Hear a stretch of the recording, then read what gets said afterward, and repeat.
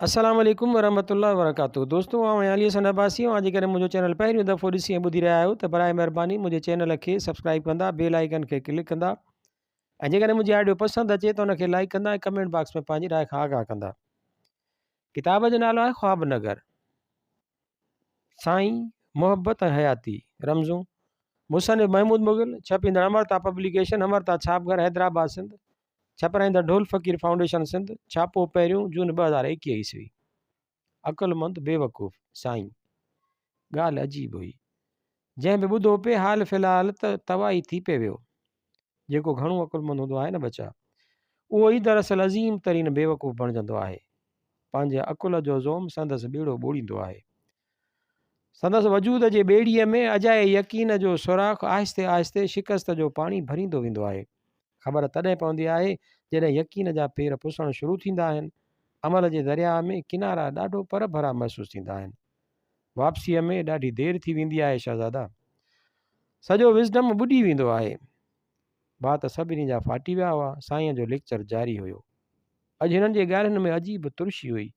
कौड़ाण ॾाढी परे खां महसूसु थी रही हुई। अंग्रेज़ीअ में पढ़ंदा आहियूं त excess of everything is bad. हाणे अंग्रेज़ीअ जो फ़रमानु सम्झ में अचेव थो, सिंधी सम्झ में नथी अचेव। जॾहिं बि कंहिं शइ लीको लताड़ियो माना ख़राबी शुरू थी। शदीद मोहबत नफ़रत में मटिजंदे देरी कोन कंदी आहे बेटा। ऐं साॻी हालत वरी शदीद नफ़रत सां थींदी अथव। केरु कंहिं महिल किथे अणवणंदड़ मां वणंदड़ बणिजी वञे, का ख़बर न आहे पिरी। का बि शइ, का बि सोच, को बि अमल इज़ाफ़ी थियणु शुरू थियो माना अमल जे असुली ख़ज़ाने लॾो पटणु शुरू कयो। ॻाल्हि सम्झाईंदे हिननि जी निगाह कंहिं हिकु मर्कज़ ते न थिए बीठी। हिकु हिकु शागिर्द ॾांहुं निहारींदे हिननि पंहिंजो गर्दान जारी रखियो हो। ऐं जेके ॿियनि खे बेवकूफ़ ठाहींदा आहिनि उहे दरअसल पाण बेवकूफ़ हूंदा आहिनि ऐं पंहिंजो पाण खे हिकु दफ़ो वरी आज़माइणु घुरंदा आहिनि। ॿिए बेवकूफ़ जी चकास दरअसल पंहिंजे आज़माइश जो दरवाज़ो खोलींदी आहे। ॿिए जे इल्मु अकुल जे मापे सां तव्हां पंहिंजे अकुल जी परख कंदा आहियो ऐं शर्मिसार थींदा आहियो। उहो कीअं साईं? कंहिं कुंड मां हिकु शागिर्द जे सुवाल कर खयो। जेको ॿिए खे बेवकूफ़ ठाहे वञे उहो त ख़ुशि थींदो न, की न शर्मिसार थींदो? साईं ॾांहुं से निहारियो ऐं वॾो साहु कयो। मुंहिंजी ॻाल्हि गौर सां ॿुध बचा। जेको ॿिए खे बेवकूफ़ ठाहिण थो घुरे सो दरअसल कुझु त दाना हूंदो न, कुझु त कणा हूंदसि जेके हू सम्झंदो हूंदो त साम्हूं वारे में कोन आहिनि। ईअं आहे या न? सभिनी हाकार में कंदु लोॾियो त हिननि ॻाल्हि जारी रखी। हाणे उन्हनि कणनि खे मुठ में झले हू साम्हूं वारे खे बेवकूफ़ ठाहे थो ऐं गदगद थिए थो। कामयाबी संदसि क़दम चुमे थी, छाकाणि त हू होशियारु आहे। त उते ई संदसि होशियारु अंदरि रड़वाको मचाईंदो त जंहिं हथियार सां तो साम्हूं वारे खे मारियो आहे अहिड़ो त वटसि कुझु हो ई कोन। बलक हू त जहिड़ो ख़ाली हथे हो। हाणे हीअ फतेह कहिड़ी लेखिबी? हाणे उते अची उहो सॼो ज़ाइको कसारो थी थो वञे, जीत हार बणिजी थी वञे। पर उन्हनि लाइ ज़रूरी आहे त अंदरि सलामत हुजे। मतिलब जे अंदरि सलामत न हुजे त साईं उहो सभु सम्झ में न ईंदो। कंहिं हिमत कई सवाल दाॻे छॾियो।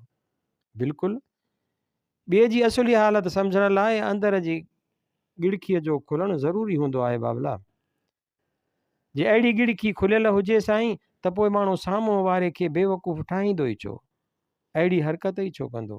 कंहिं सवाल पुछो, उन करे जो उहो सभु पोइ ढाइप जे करे थिए थो। ढव झलण का मज़ाक ॻाल्हि नाहे हूंदी बचा।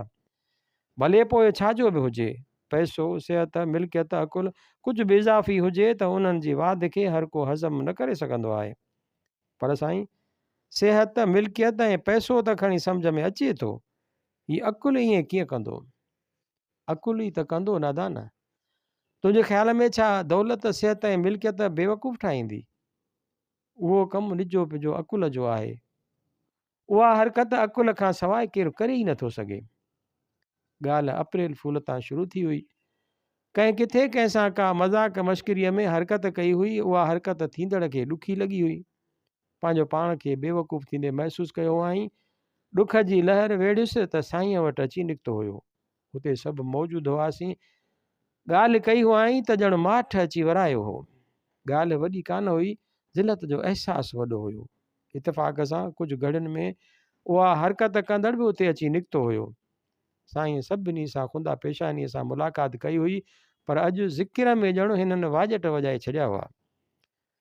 दौलत ऐं सिहत लाइ बेवकूफ़ ठाहिबो आहे बचा, पर इस्तेमालु अकुलु कबो आहे।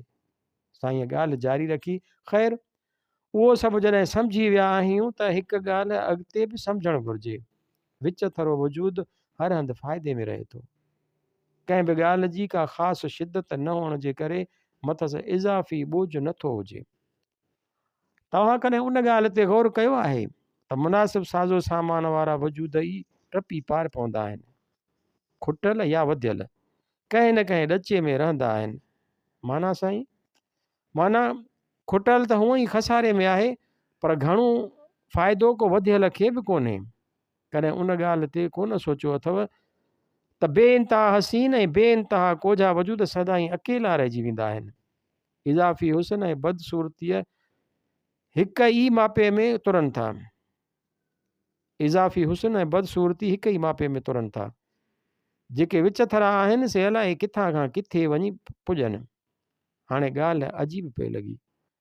मीज़ान जी उन कथा में असीं सभु अलाए किथां खां किथे वञी निकिता हुआसीं।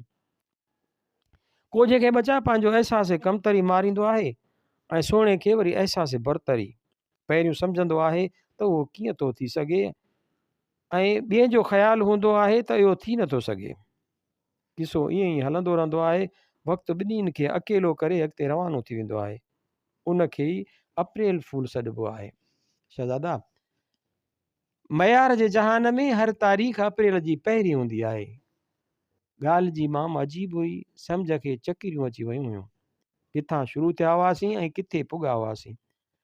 पर साईं, जंहिंखे अव्हां विच थरो था सॾियो, उन में बि थोरो थोरो कुझु त हूंदो आहे। किथे कोझाइप, किथे सूंहं, उनखे किथे रखंदासीं। मूं हिमत कई, अलाए कीअं अर्ज़ु करे छॾियुमि। उन्हनि वजूदनि में वरी अकुल अंदर जी दरी खोले दीदार कराईंदो रहंदो आहे। पंहिंजे आम वंवार वारी सूंहं सां गॾु या कोझाइप सां गॾु हूअ आम वंवार वारो अकुल रखंदा आहिनि। बाबा, अकुल जा गाॾा भरे न आहिनि घुमंदा, न ई पंहिंजे अकुल ते खेनि का वॾाई या को ज़ोम हूंदो आहे। पंहिंजे हाल में ई मस्तु मगन हूंदा आहिनि। उन ई करे ॿिया संदनि ॾिंगाइण खां बचियल हूंदा आहिनि। साम्हूं वारो बचियल हुजे त दरअसल पंहिंजे दिलि जी दुनिया सलामत रहंदी आहे महमूद। पर साईं, वजूद जी ॿाहिरीं सूंहं या कोझाइप बि को ठाहे त कोन थो, उहा त धणीअ वटां मिले थी। पोइ उन में माण्हूअ जो कहिड़ो ॾोह आहे? हिकिड़े शागिर्द सॾु वरायो, साईं मुरकी ॾिनो। माण्हूअ जी असुलु सूंहं संदसि अंदरि थिए थी शहज़ादा। जेके तूं मूं जहिड़ा घटि हैसियत वारा बेरांजड़ा वजूद हूंदा आहिनि, या वरी को परी पेकर माहिर खोजे, उन्हनि ॿिन्हिनि जे ॿाहिरें रुख ते अंदर जी आरसीअ जो अक्स लाज़िम हूंदो अथई।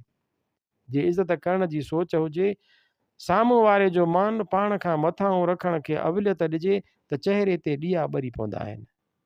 पर जे ख़्यालु पटके लाहिण जो हुजे त हिननि ते ऊंदाहीअ जो अचणु त लाज़िम हूंदो आहे बचा।